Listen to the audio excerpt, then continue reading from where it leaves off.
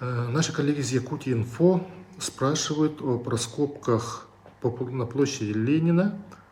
И говорится, что ранее там в начале 19 века располагался гостиный двор, поэтому историческая ценность данной территории очевидна.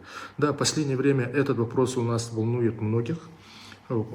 Поступали ряд предложений и вопросов со стороны общественников, и ответ держали наши коллеги из Общества охраны памятников, и эти их ответы были согласованы с департаментом, то есть это были наши совместные ответы. Да, площадь Ленина на сегодня является самым центральным нашим объектом. Да, там на этой территории находился гостиный двор, но историческая ценность данной территории очевидна. Тут я поддерживаю своих коллег из Общества охраны памятников. Там был момент, что очевидно или не очевидно решает экспертиза, историко-культурная экспертиза. То есть по нашим информациям, непроверенной информации, сейчас наши коллеги из Управления архитектуры республики будут нам предоставлять экспертизу. То есть, согласно законодательству, заказчик работ, в данном случае Управление архитектуры Республики Саха-Якутия, Попов Любовь Александровна, руководитель, они должны провести историко-культурную экспертизу, где должны доказать, имеет эта территория историческую ценность или не имеет. Как доказывается этот момент?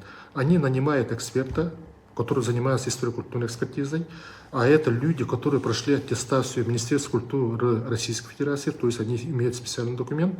Там не принимает участие ни один чиновник, и этот эксперт, который заключил договор с Управлением архитектуры, проводит историко-культурную экспертизу. И именно эти люди решают, имеет вот эта территория историческая ценность или не имеет.